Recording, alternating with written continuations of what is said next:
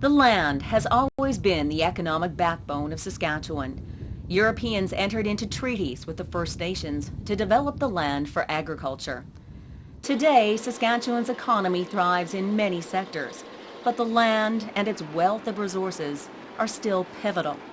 Like any economy, the extent to which it will succeed or fail will depend on its people. Why? Because you can't have 13% of your population blocked from having the tools to participate in the economy. The status quo is unacceptable. The status quo is unsustainable. It leads to social chaos if we don't get this right. It should be the number one priority for the people in this province. There is reason for optimism. In 2006, the Saskatchewan Institute on Public Policy, or SIP, produced a study on the socio-economic status of Aboriginal people in the province. Although there's still a long way to go, Aboriginal people are making huge leaps toward parity with non-Aboriginal people. Housing standards, employment, and health lag behind, but there have been dramatic improvements, especially in education. Education is a path out of poverty for Aboriginal people. On average in our society, the more education you get, the more money you make. So with education, earnings go up, but Aboriginal people make less money on average than non-Aboriginal people, and with education they catch up. The SIP report demonstrates that First Nations and Aboriginal people are also catching up as entrepreneurs.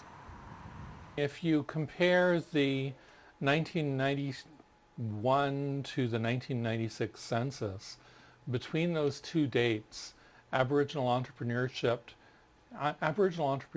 increased 2.5 times faster than non-Aboriginal entrepreneurship.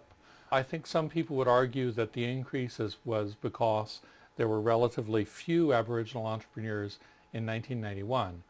But then the increase from 1996 to the 2001 census, Aboriginal entrepreneurship went up 9 times faster than non-Aboriginal entrepreneurship. What entrepreneurship represents for Aboriginal people is another route out of poverty. But look a little closer, and we see that jobs are entry-level, such as hospitality and construction. Businesses generally fall into 2 categories, either small consumer service firms or medium-sized businesses such as golf courses and casinos set up by First Nations bands. There are disproportionately few accounting practices or legal firms owned by Aboriginal people. Numbers can tell a great story, but numbers also can require more depth to them. For example, I always hear the stat about the fact that only a certain percentage of our population, of our employed population, is Aboriginal, when the Aboriginal population in Saskatchewan is around 10%, but only 5% of our employees are Aboriginal. And people see that as a very big negative, but they don't recognize that over half the Aboriginal population, the status Indian population, is less than 18 years of age. And the statistics don't show that moving into the economic mainstream takes time. Like women, pushing the proverbial glass ceiling begins with education, but evolves through political will and political strength. Statistics do show that by the middle of the 21st century, more than half of Saskatchewan's population will be Aboriginal. The process of Aboriginal people becoming incorporated into the economic mainstream is going to largely define Saskatchewan in the 21st century, and it will transform society in a way that many currently alive would just find inconceivable.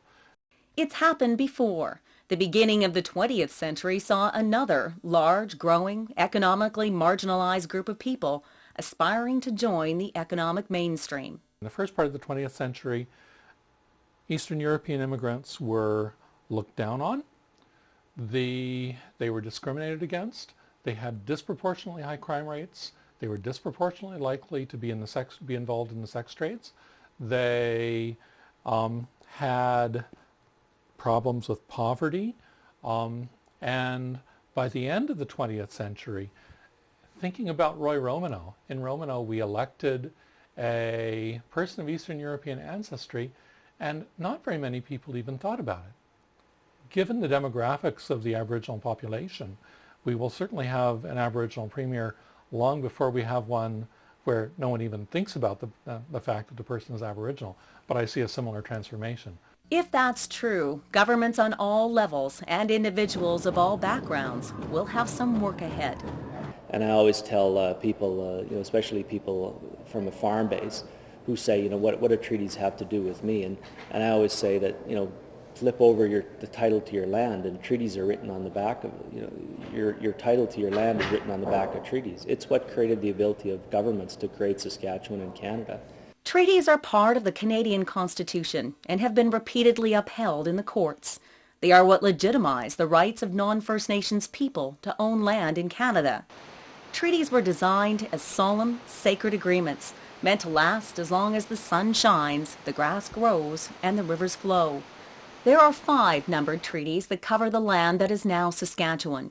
While each treaty is unique, they all require First Nations people to share the land with non-First Nations people, for First Nations people to be guaranteed access to their land, and treaties require the Crown to guarantee education for First Nations people.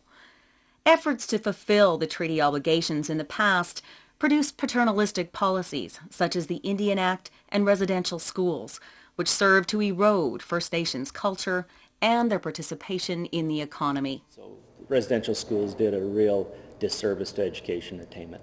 Having said that, it's done and it's happened, and we got to get over that. So we have to outlive those historical issues. And the kind of things like reconciliation and moving people on and getting them to re-respect the value of education is really important. If you put people in a position where they're dependent on you for day-to-day living, welfare situation, that kind of dependency doesn't breed people who have a larger outlook. They're sort of day-to-day just surviving. And it's not a position that they can grow from. It's a position of dependency, and they're not driven to become self-dependent. They become dependent and they can't see any other way of life. The Government of Canada acknowledges that residential schools and other paternalistic policies that ignored the spirit and intent of treaties were a mistake. There's been some emergency care that needs to be done right now because of the history. Aboriginal people were absolutely a part of the economy for the first 200 years of an economy in Canada. They were the core of the fur trade. They were the core of exploration and transport and every other industry that occurred. They fed most of the soldiers and the European traders who came over.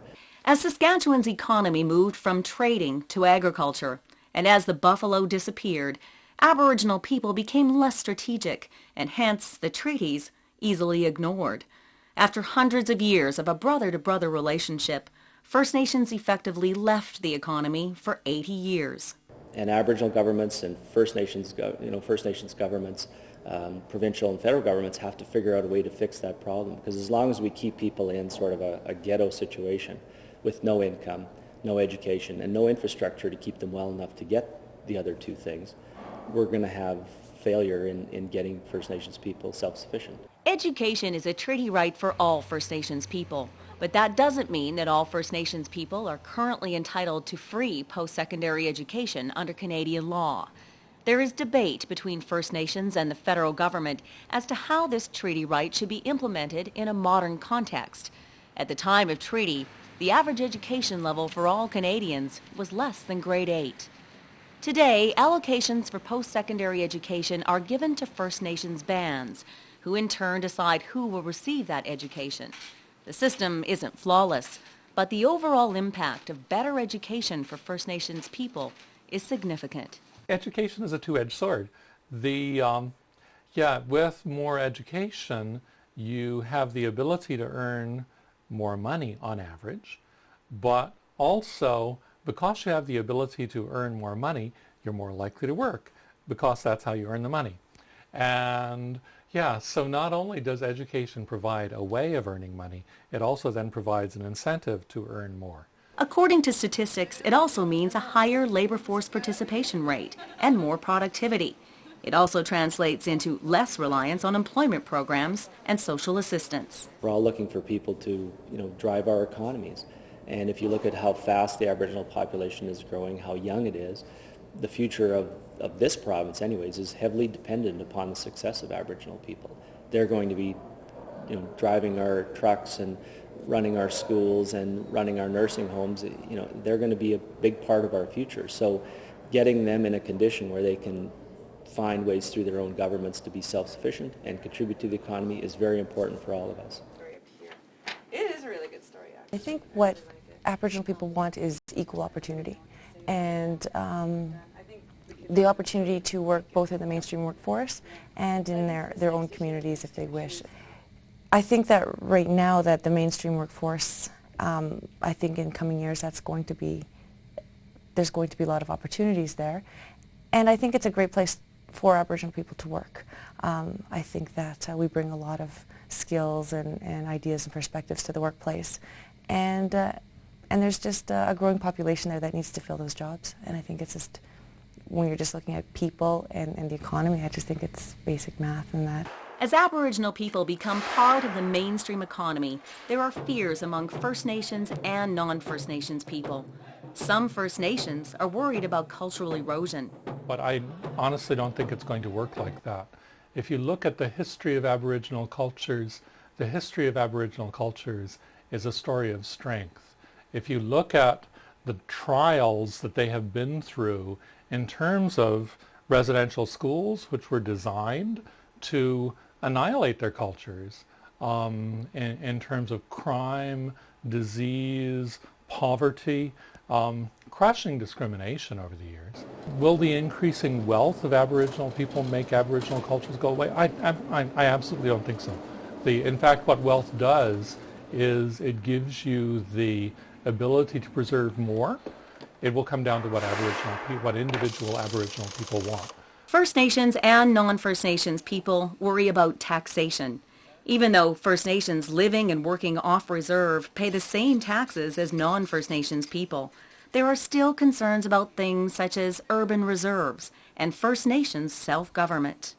I'm a First Nations member for Waterhen Lake, but I live in Saskatoon. I live in the RM of Corman Park. I pay tax to Canada. I pay tax to the provincial government. I don't pay any tax to my First Nation.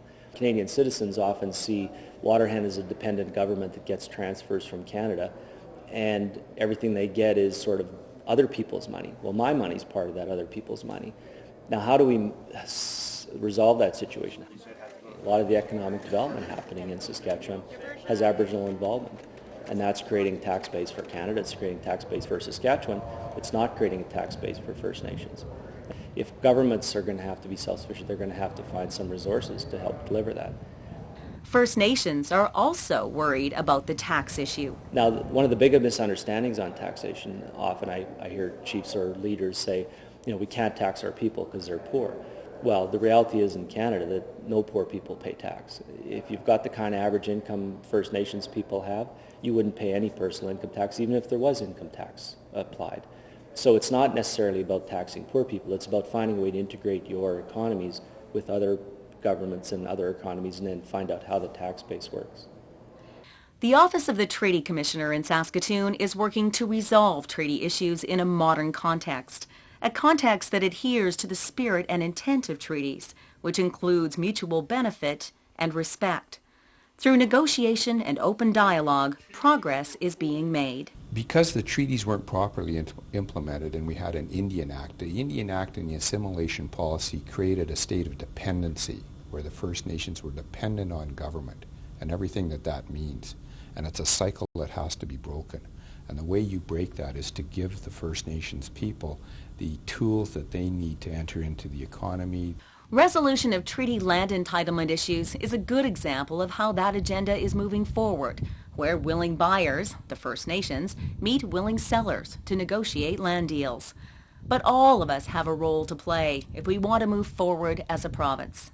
When I'm at soccer games with my kids and I hear people say things, most people I think don't even think sometimes. An example recently was a guy who was building a house and he said that one of the guys that showed up to work was an Aboriginal person, and he told his builder he didn't want him on the property again. And I'm like, you have a hard enough time getting somebody to frame your house now. Why are you turning away a young person who's going to do the job?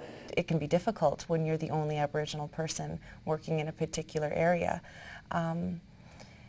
But I think that's part of being a leader and being a role model. I think it's about embracing different ideas and different perspectives. And being a young Aboriginal person working in mainstream workforce, you know, I find that certain ideas that are put forward coming from a media background, pitching certain ideas and stories to cover, some of them weren't respected or weren't maybe understood because they were more specific to maybe how an Aboriginal person might look at something. And we have to make it socially unacceptable to be racist. And that doesn't come from just the Aboriginal population, it doesn't come from government, it has to come from people who want to create Saskatchewan as a better place to live. I think that the idea of diversity is extremely important in the workplace, in a variety of workplaces. I think if you look at healthcare or education or media, areas like that especially where there's a discussion of ideas or different ways of looking at the world, that bringing in that Aboriginal perspective can really be a benefit to all employees and all citizens. Because I think if you look at healthcare, you look at the holistic approach to healing, which a lot of First Nations and Aboriginal people embrace. And with media and communications, I think that given our history and our population, it's very important to have those perspectives. And you know, even something like I said, education, you know, talking about the treaties or just a different way of looking at the world is just a great way to bring new perspectives to young people as they're learning. After 10 years of Treaty Commissioner in this province, I see things in a different way than I did before. I think people have to understand that the treaties were all about mutual benefit and mutual respect, and we haven't got there yet. We need to ensure that there's a better understanding in all people about the meaning of the treaties in a contemporary context. We need to revive the treaty relationship. That's central. We have to go back to that basic principle. We have to get everybody to understand those principles and that modicum of trust that's required to move forward. We have to break the cycle of dependence that the First Nations people have by virtue of the Indian Act and its assimilation policy. And we have to do this in a way that shows the respect and the positive principles that were in place when the treaties were first entered into. We have to understand that spirit and intent and understand that it's going to be beneficial for everyone, because we need harmony, and the way to do that is to ensure that the First Nations people fit into our society in a way that was intended.